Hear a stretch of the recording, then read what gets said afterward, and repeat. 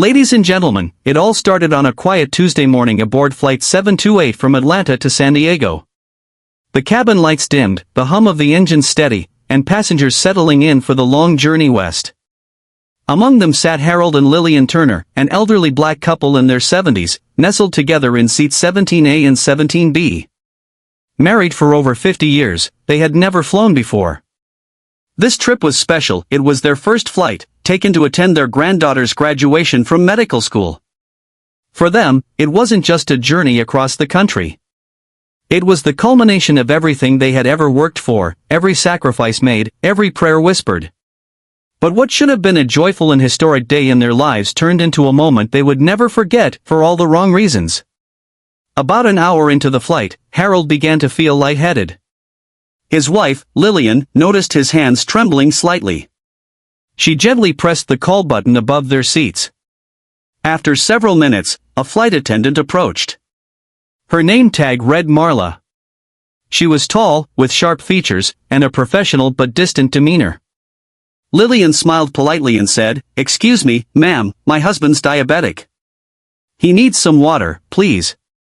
Marla didn't return the smile. She sighed, glancing down the aisle before responding flatly, "We'll be doing beverage service in 30 minutes. He'll have to wait." Lillian blinked. "But it's a medical condition. He really needs it now."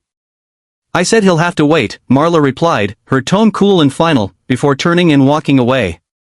The people seated nearby overheard the exchange. Some shifted uncomfortably. Others exchanged uncertain glances. No one said anything.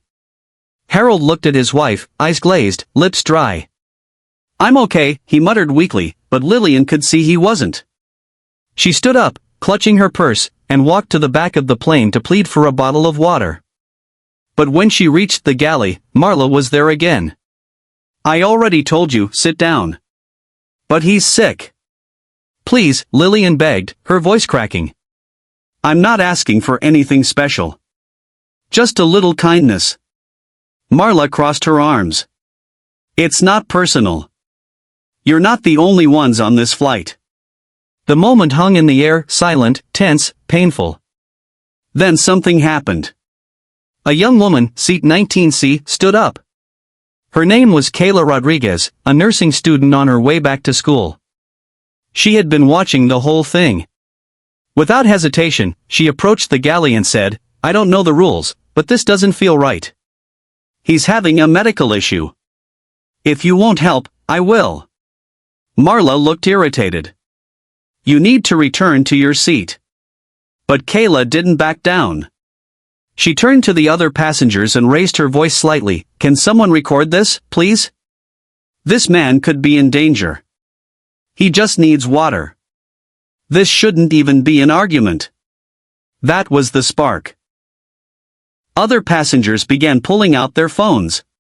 A father with his young son in seat 21D handed Kayla his unopened bottle of water. She thanked him and rushed over to Harold, who was now visibly sweating and breathing shallowly. As she helped him sip the water, his breathing began to steady.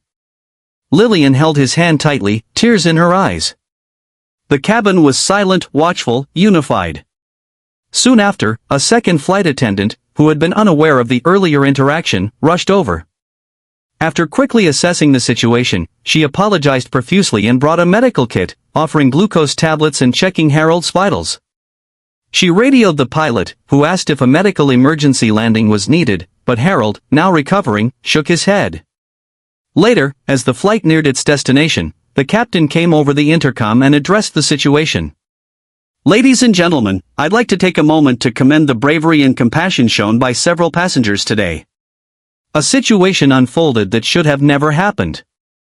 As captain, I apologize deeply to Mr. and Mrs. Turner for the distress caused. We will be reporting the incident to our management team for a full review." When the plane landed, passengers remained seated to allow Harold and Lillian to disembark first. As they walked down the aisle, people stood up and clapped, not just for them, but for resilience, for standing up for what's right. Later that week, a video from the flight went viral. The story exploded across social media. "Elderly black couple denied water, saved by fellow passengers," the headlines read. The airline issued a formal apology and placed the flight attendant on administrative leave pending an investigation. But something more powerful happened in the aftermath. Kayla Rodriguez, the nursing student, was contacted by dozens of hospitals offering her internship opportunities. She later shared in an interview, "I didn't do it for attention. I did it because it was right." Sometimes, silence is the loudest betrayal. As for Harold and Lillian, they made it to their granddaughter's graduation, where they watched her receive her degree as Dr. Simone Turner. In her valedictorian speech, Simone said, "I owe this day to my grandparents, who taught me to rise with dignity even when the world tries to keep you seated." The message: one act of courage can shatter a wall of indifference. One voice raised can awaken hundreds. And no matter your age, your skin, or your story, you deserve to be treated with basic human decency. Because kindness isn't a luxury. It's a right.